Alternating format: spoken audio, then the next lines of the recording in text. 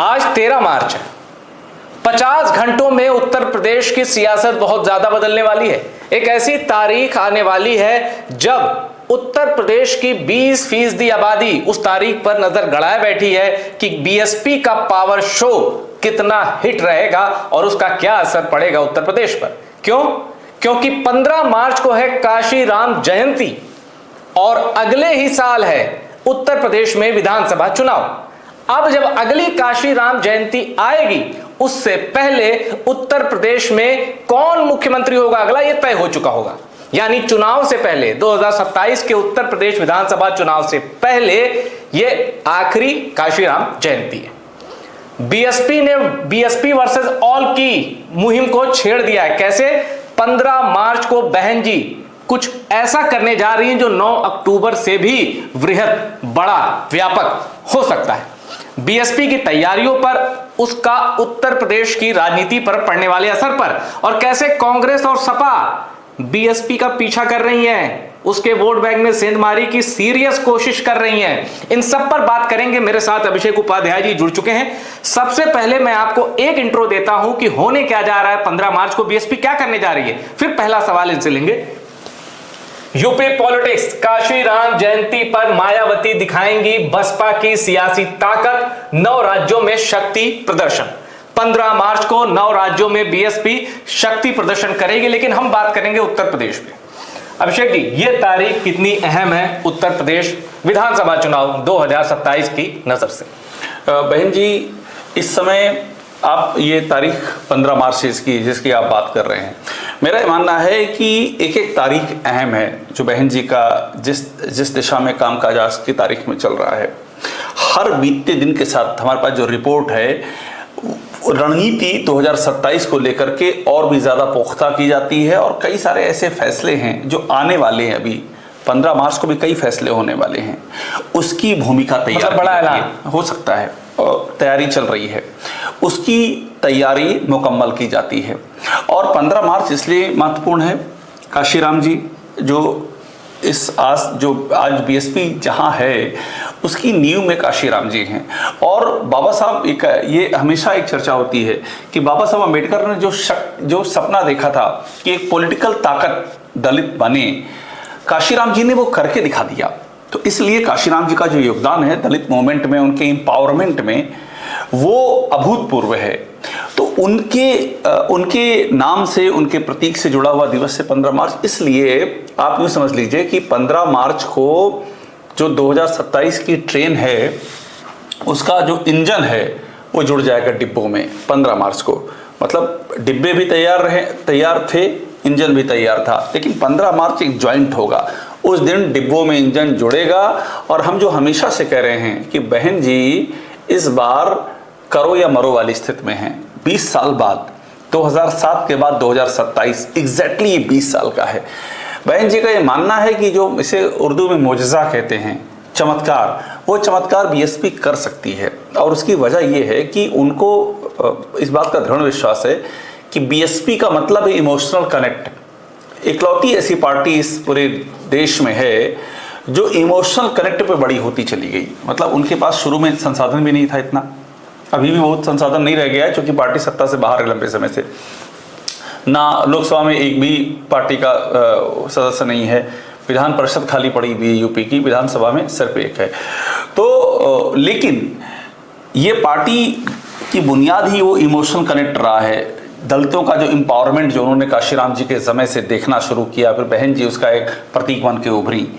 तो ये यकीन है कि जिस दिन इस इंजन को हम डिब्बों में जोड़ देंगे और ये ट्रेन चल पड़ेगी उसी रफ्तार से, जिस रफ्तार में 90 के दशक में जो रफ्तार देखी है, 2000 से लेकर के 2012 तक जो रफ्तार दिखी है, अगर हमने कनेक्ट कर दिया तो पब्लिक से वैसा ही रिस्पांस आएगा और चमत्कार हो जाएगा।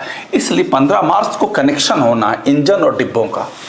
और एक डबल इंजन भी है जिसकी भी नजर 15 मार्च पर है। पर आइए जरा देखते हैं कि आगे क्या कुछ बीएसपी से जुड़ा है जो ट्रेंड कर रहा है।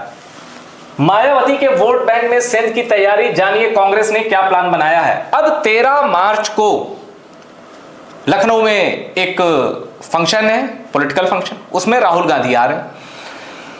कोशिश है कि वही 15 मार्च फैक्टर जो दलित वोट बैंक है उसमें सेंधमारी, ये कांग्रेस की कोशिश है और उस कोशिश में मतलब खुद जिम्मा अपने कंधों पे लिया है राहुल गांधी ने।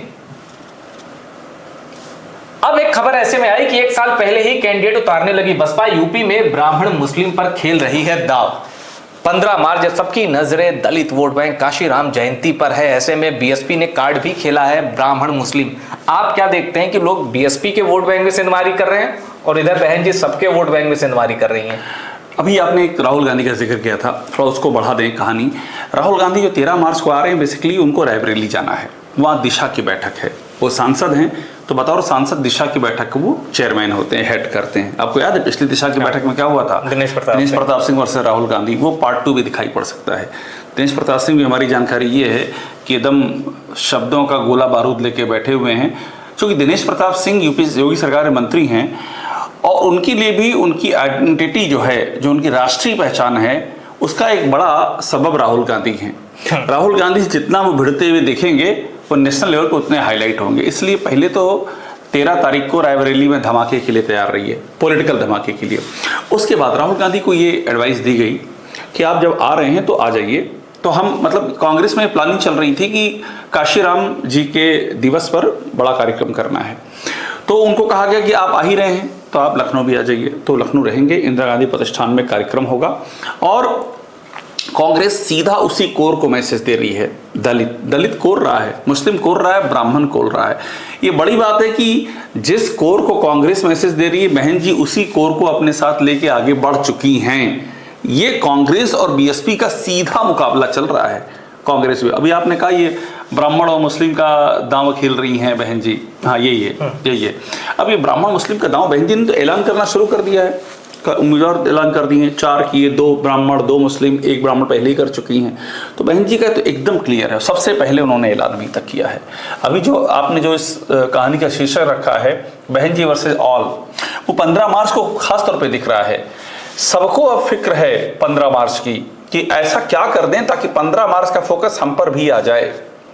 वो दलितों के वोट बहन जी अगर ले जाएंगी इस बार भी, तो यूपी की राजनीति का समीकरण बदल जाएगा, क्योंकि बीजेपी का भी कोर वही हो चुका है। इस बीच में उन्होंने खासतौर पे गैर जाटव वोटों को संभाल लिया अपनी ओर, संभाल लिया था, अब तो बिखर रहा है।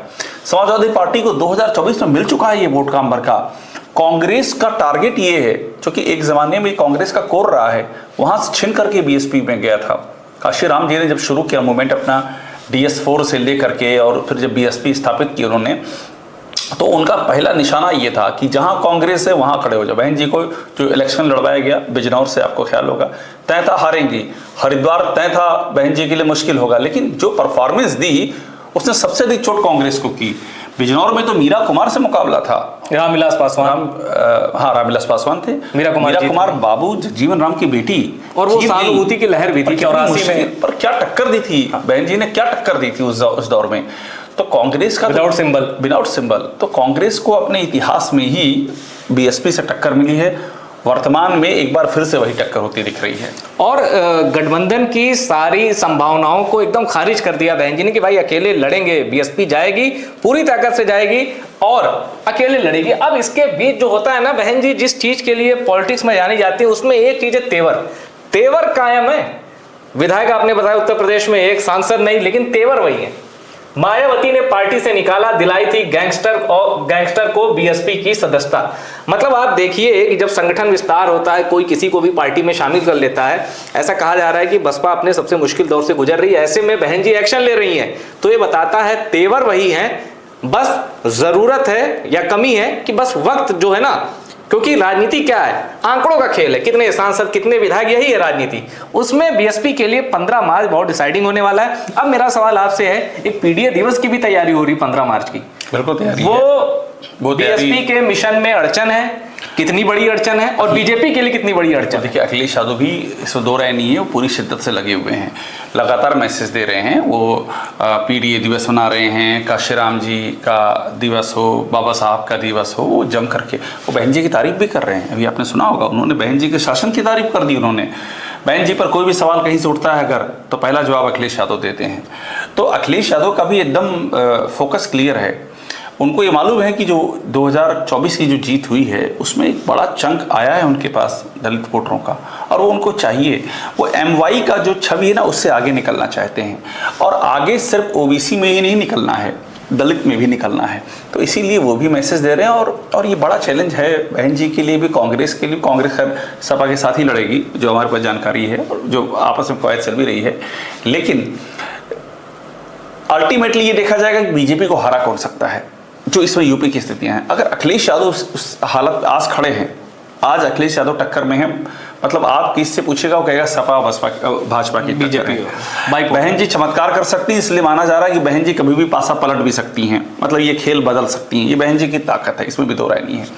लेकिन पब्लिक को अगर दिखा कि अखिलेश यादव हैं आगे, वो उनकी ओर आ सकती है, दलित वोटर आ सकते हैं, लेकिन कब आएंगे? जब अखिलेश यादव एक स्पेस खाली रखेंगे, मैसेज देंगे, मैसेजिंग करनी होगी उनको कि हम आपके हैं, आप हमारे साथ आओ।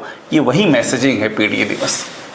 और पीडीए दिवस जैसा सर ने बताया, अभिषेक जी ने बताया कि सबकी कोशिश यही है कि हम आपके हैं, आओ। वही कोशिश बीएसपी की भी है कि भाई हम भी आपके हैं, आप भी इधर आइए। अब मेरा एक आखिरी सवाल, फिर चर्चा को विराम देते हैं।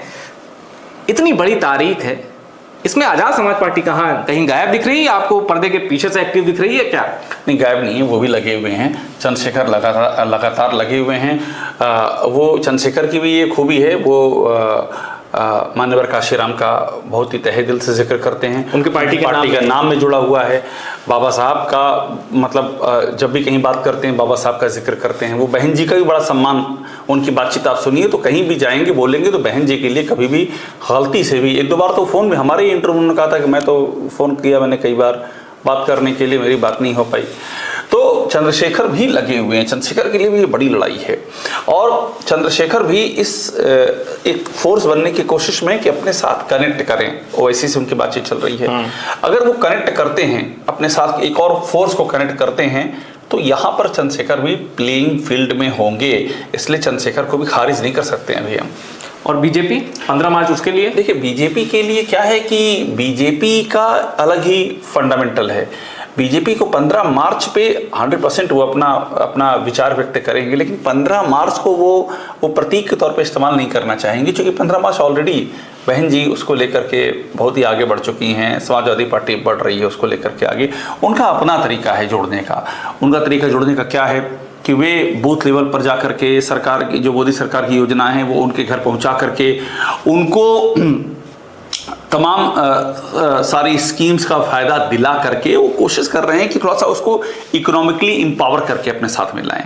बीजेपी ने जो जोड़ा है दलितों को, उसमें एक बड़ा फैक्टर रहा है इकोनॉमिक्स का। ये जो आप देखते हैं ना तमाम जगहों पर जो स्कीम्स लॉन्च होती हैं ये इलेक्शन के ठीक पहले, इसमें दलित परिवारों को भी विशेष तौर पर ये वो इंश्योर करते हैं कि उन तक वो पहुँचे, क्योंकि वो जानते हैं कि इमोशनली कनेक्ट नहीं कर मिलेगा उनके लिए। इमोशनली कनेक्ट तो बहन जी कर पाएंगी, तो कैसे कनेक्ट करेंगे? फिर वो उनकी पॉकेट में कुछ जाएगा तो कनेक्ट होंगे। वो जो उनका बीजेपी का जो फार्मूला रहा है वो उसी फार्मूले पे आगे बढ़ रहे हैं आज भी। तो सारे दल अपने अपने फॉर्मूले पे आगे बढ़ रहे हैं, और इस यकीन के साथ कि दलित वोट बैंक उनको मिलेगा। पर एक शब्द में कहें, आप इस रेस में बीएसपी को आगे मान रहे हैं अभी?